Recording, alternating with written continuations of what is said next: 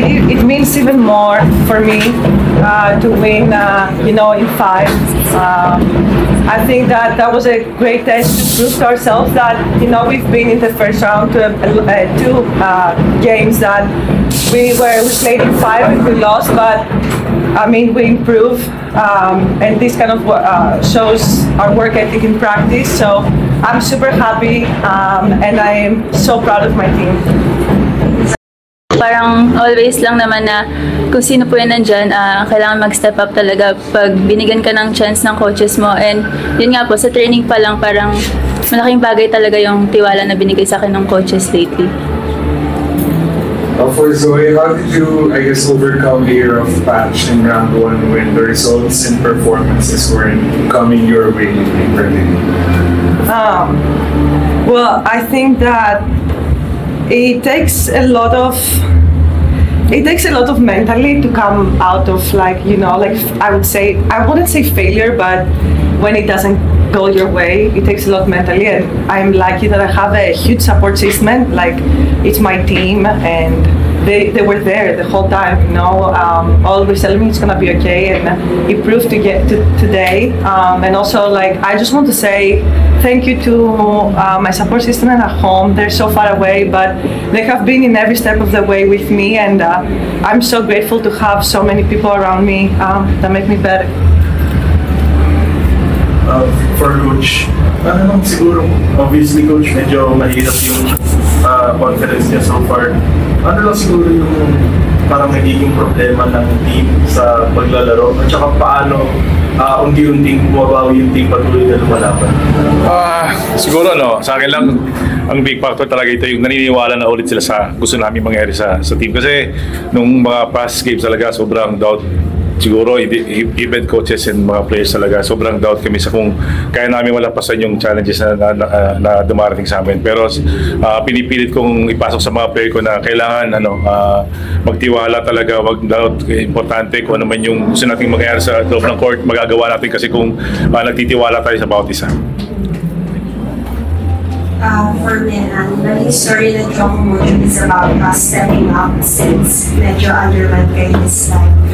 For you, most especially nakahabol yung charity dun sa dalawang finals. Paano mag-keep yung composure mo dun sa fifth, most especially training pa yung charity? Siguro lang po parang yung mindset lang namin, nag-recover agad kami dun sa 2 sets na talo namin, and kailangan talaga namin. Yun nga, parang sinasabi ko sa kanina sa loob na kailangan mabilis tayo mag-recover kasi huwag tayo magpadala sa emosyon natin na bawat napupuntasan tayo ng kabila. So, yun lang po, nag-recover agad kami para kaming 2 fifth set. Ready talaga kami. For me, ayun nga, maganda na yung laro niyo, palalo na yung first 2 sets. Ano lang siguro nangyari dun sa third and fourth sets na parang medyo nahirapan kayong pigilan yung charity ko para masweep na sana?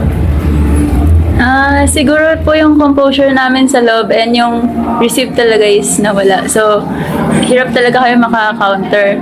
So, yun po, parang bumawi na lang kami sa fifth set.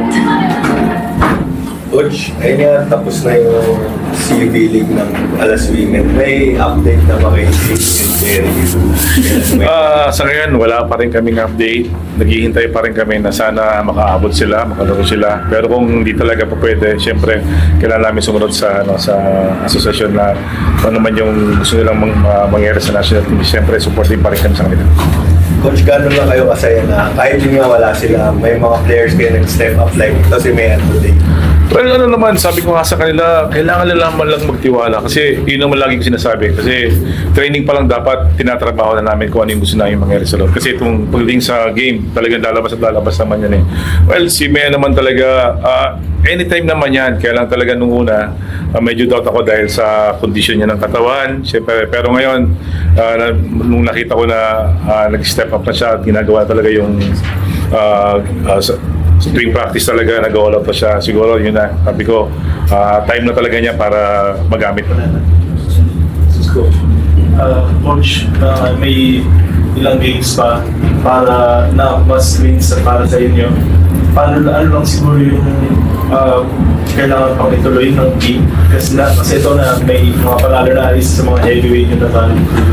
Yun, ulitin ko ulit talaga, talaga kailangan lang nila magtiwala sa isa't isa kasi ang lahat naman ng kasagutan within the team lang talaga eh. Kasi sa lahat ng laro namin, nakakadepensa kami, nakaka-opensa kami.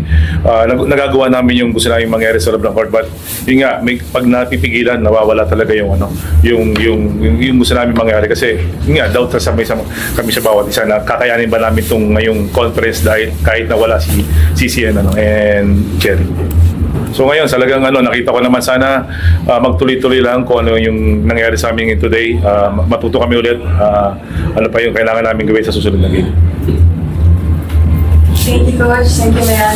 Thank you po. Maraming salamat. Thank you po.